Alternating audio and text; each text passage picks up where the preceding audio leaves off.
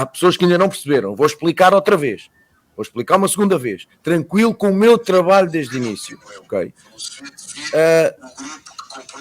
Chego aqui e explico o que tenho que explicar. Que me respeitem, que eu também respeito as pessoas. Ponto final, parágrafo. Agora, o percurso vai decidir. É os jogos, é o crescimento da equipa, são os resultados. E eu não vou ser diferente. Quando as coisas não correrem bem de forma decisiva, vai-me acontecer a mim o que acontece a outros treinadores. Mas eu não cheguei hoje ao futebol, tenho consciência disso. Quando eu sentir que não consigo trabalhar à minha maneira e com as minhas ideias, vou-me embora. Ponto. Tão simples quanto isto. Portanto, percurso, para mim, muito mais importante que o discurso. Não deixa... E agora, a sensação, Wendel, que eu tenho é que ele tá meio que de saco cheio, assim, sabe?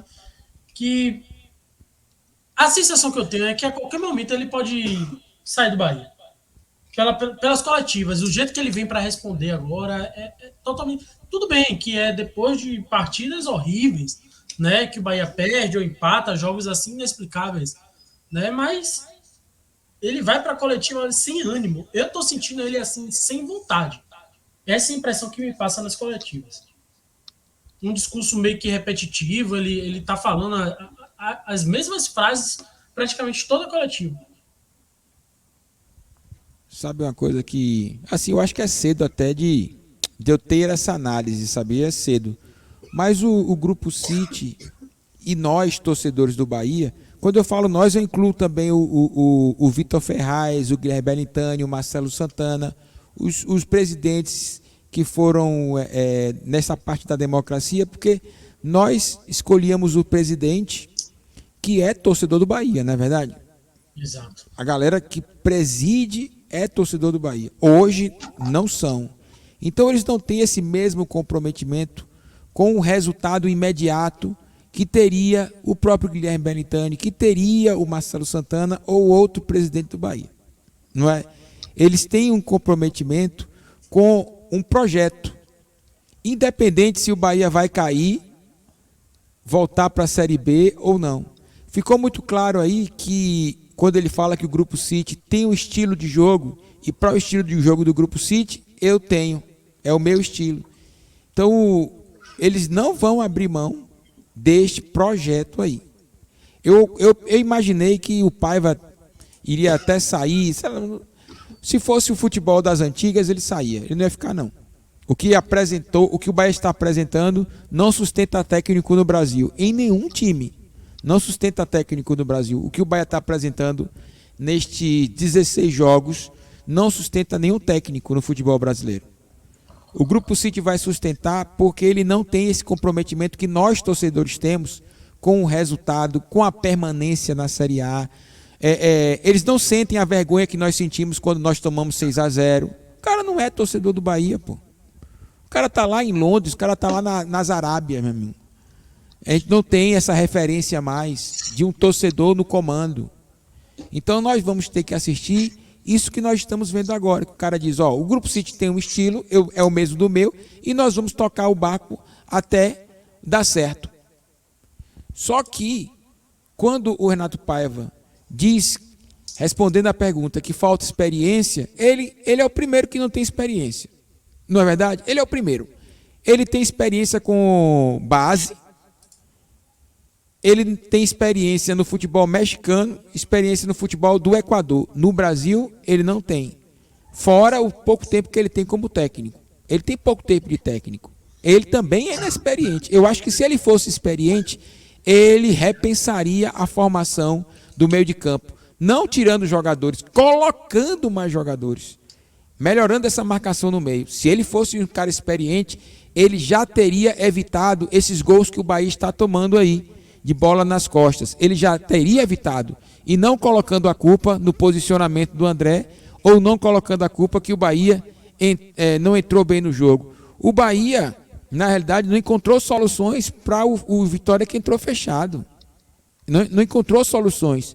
E talvez não encontrar soluções é a falta de experiência do Renato Paiva. Porque vamos contar quantos jogadores experientes tem nesse time que jogou agora, que começou. O Marcos Felipe é experiente, goleiro do Fluminense. Veio para o Bahia, ele não é garoto. Garoto é o Gabriel Souza, que o Grupo City emprestou para jogar no Portimonense, não, foi um time pequeno de Portugal. Como se o Bahia fosse o nada, né? O cara vai ganhar experiência num time pequeno de Portugal. Ganha experiência aqui no Bahia, então. Se eu sou jogador de bola e me emprestam para um time pequeno da Europa para dizer que eu vou ganhar experiência, eu prefiro ganhar experiência num time grande no Brasil. Essas conversas assim, aí vem Felipe, Marcos Felipe é experiente, não é verdade? Matheus Bahia é experiente. Matheus Bahia jogou no Bahia que caiu, jogou no Bahia que subiu, não é verdade? Os dois zagueiros, eu vou colocar o Gabriel Xavier, porque o Gabriel Xavier jogou no Bahia que subiu. Ele perdeu a posição ali na questão do Henderson. Mas eu vou tirar ele para dar uma colher de chá. Marcos Victor, de fato, é inexperiente. O Marcos Victor é inexperiente. O Gabriel, novo, vamos supor que é novo. Mas tem sim Série B nas costas já. Foi titular do Bahia em muitos jogos. Aí na lateral direita, nós temos o André. Beleza. Menino ainda garoto, 20 anos. Vamos para Meuca? Iago Felipe não é menino. Caule Oliveira não é menino. Caule Oliveira tem 28 anos. E está mostrando que é um jogador interessante para a gente, não é verdade? Está mostrando. Rezende, experiente. Aí vamos para lá. Ricardo Goulart, experiente. Biel jogou o ano passado com o Grêmio, subiu, titular do Grêmio. Vou botar Biel aqui. Eu já tirei o Gabriel Xavier lá querendo colocar dentro dos experientes. Porque ele jogou Série B e subiu com o Bahia. Mas o Biel jogou muito mais. Tempo de minutagem, né? 7. E aí, do outro lado de lá, Jacaré. É menino Jacaré? Então, eu tenho dos 11, 8 jogadores experientes. Estou errado na contagem, meus amigos? Eu estou errado nessa contagem? Então, essa conversa de inexperiência, de menino novo, ora, eu contei 8 aqui, gente. O meu querido pastor, sinceramente, o pessoal no chat, eu estou errado. Eu contei errado. Porque teve um discurso do Paiva que são jogadores inexperientes. Eu contei errado? Eu contei errado aqui? Talvez só o Biel aí, que não tem uma experiência assim, cascuda de Série A. Né? Mas, Série B. Então são 7. Vamos botar 7. Dos 11. Vamos botar 7 dos 11. Essa equipe tem experiência, pô. Que eu estava pensando aqui. Além dessa questão da falta de experiência que ele menciona com jogadores experientes que estão no elenco, o pessoal colocou aqui, o Biel jogou Libertadores no Fluminense. Então vou puxar para 8. Tem outra análise, meu querido pastor. Quando um repórter disse, e aí para mim foi mais o repórter, que ele falou, você não acha risco trazer 5 jogadores em cima do Campeonato Brasileiro? Não, e ele falou, não é risco. Jogador bom não é risco para ninguém. Quando você contrata um jogador bom, não interessa se ele entra no início do Campeonato Brasileiro, no meio ou no finalzinho para fugir de rebaixamento. Jogador bom é outra história. Jogador bom é outra história. Então o negócio é acertar nas contratações. Como acertou no Cauli, por exemplo, como acertou no próprio Biel. É acertar. Independente do tempo que ele chega, o jogador bom se encaixa. O Iago Felipe treinou no Fluminense. Semana passada ele estava treinando no Fluminense. Chegou semana agora, treinou no Bahia um pouquinho, já jogou na Jacuipense e agora joga como titular e jogou bem. Ele faz o jogo dele. O nosso elenco não é de modo ruim, não. Para mim, tem erros aí na formação do Paiva. Quando ele fala, e aí eu fico com medo, viu?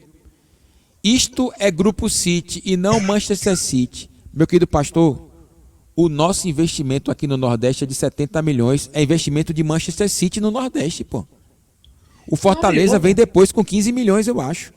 E outro, Wendel, o que era a conversa que era que o Bahia ia ser o principal clube da América Latina. Então, eu acho que ele vai de encontro até o próprio discurso do City, né? Quando ele fala isso. Que é o Grupo City, mas não é o Manchester City. Não dá para você trazer... Para mim, quando ele fala isso, ele quer dizer, não dá para trazer jogadores estratosféricos. E ele acabou parafraseando isso, né? Ele falou, se vocês estão esperando uma bomba aí que vai chegar de contratação, não é o que vai acontecer. Na verdade, ele falou, é muito difícil de acontecer. Então, eu não sei se ele está meio frustrado, o Wendel. Mas às vezes eu sinto um tom de frustração nas falas de Renato Paiva. Eu sinto um tom dele, não é nem de frustração, viu? Ele tá... o pessoal está colocando aqui professor Pardal, para mim é professor Girafales, porque ele contratou o Chaves. Se ele contratou o Chaves, ele é o professor Girafales. O professor Pardal não, ele é professor Girafales. Ele contratou o Chaves, ó. E aí, como o Cadu não aparece para falar, sobra muito pro Paiva a pressão de dizer que o Bahia vai contratar de 4 a 5 jogadores, que são jogadores de qualidade. E aí, quando ele fala jogador de qualidade, o pessoal pensa, pô, o Grupo City tá com grana, vem jogador de qualidade. E agora ele já muda, né? Que são jogadores assim, como o Cauli, como o Iago Felipe, que eu acho que se tivesse todo mundo assim, mais ou menos, seria uma equipe média para chegar de fato entre os 10 do Campeonato Brasileiro, entre os 8. Mas eu estou começando a crer que a estrutura que o Renato Paiva está colocando também está prejudicando demais o jogo do Bahia. Ele tinha que repensar esse time, gente. Repensar a forma de jogar, tornar o Bahia mais seguro. Ele está falando de inexperiência do time, mas o mais inexperiente é ele, na fala e na ação como técnico. Na fala em coletiva e na ação como técnico. Ele reclama que a gente falou que ele estava tranquilo, ele mostra isso. Ele mostra. Ele diz, não, se eu não conseguir eu saio, pronto. Então, assim, ele está precisando também de uma assessoria de comunicação. O Bahia tem que colocar uma assessoria. Eu já vi, pô, o Corinthians mostrou uma vez, você vai andando para a coletiva, o assessor vai com você o tempo todo, o assessor diz, ó, vai acontecer isso, você falha, sabe?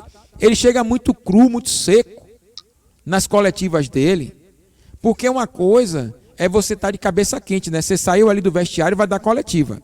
O cara tá de cabeça quente. Mas ele já deu muita coletiva aqui, que ele falou muitas coisas, e hoje ele está sendo cobrado pelo que ele fala, né? E o Cadu Santoro fica na dele. Eu respeito o Cadu Santoro no sentido de, pô, eu sou mais reservado, eu sou mais gestor ali, bastidores, não gosto de falar muito. Beleza, eu respeito. Mas está chegando numa situação que tem que falar, porque o Renato Paiva está assumindo algumas falas de diretor. Quem tem que falar que vai contratar ou não é o diretor. Não é o Paiva. O Paiva tem que dizer o que ele precisa. Mas dizer que vai chegar, que vai 5 jogadores, ele está muitas vezes cobrindo uma lacuna. E aí, sabe o que acontece, meu querido pastor? Recebe toda a pressão. Recebe toda a pressão. Como o cara deu pressão nele, o repórter. Você está dizendo 5 jogadores, mas você não acha que é risco? Não sei o quê. Entendeu? Uma conversa que poderia estar muito ligada à questão tática do jogo. Perguntar para ele, vem cá, meu amigão, não é falta de experiência. Esse gol que você tomou do Oswaldo não é inexperiência dos jogadores, não é. Isso é um erro de posicionamento. Você está errado o posicionamento. E aí ele tira, diz que é inexperiência. Eu acho que a gente tinha que forçar mais nesse sentido, sabe? Vem cá, meu amigão, ó. Você está com o seu meio de campo com 3 jogadores, o Biel joga muito na frente por dentro, você está sem proteção quando você perde a bola. É esse debate, mas o Paiva fica falando tanto que ele acaba assumindo um posicionamento de diretor de futebol que não é a alçada dele. Não é a alçada dele. Outro sentido, o Bahia morreu no segundo tempo também. Fisicamente, 30 minutos, o Bahia acabou. Vai jogar quarta-feira contra o Camboriú. Em um gramado, provavelmente um gramado pesado, um gramado mais fofo. E aí, meu amigão, como é que você vai fazer com esse Bahia agora? Quais são as suas propostas? Como é que você vai jogar contra o Camboriú? Porque o Bahia jogou muito mal contra o Vitória.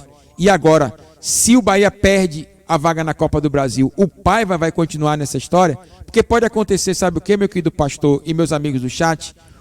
O Camboriú segurar o Bahia, empatou 0-0. Vai para os pênaltis. E aí, nos pênaltis, o Camboriú leva. E agora, José? E agora? Eu não estou confiante nesse Bahia, não.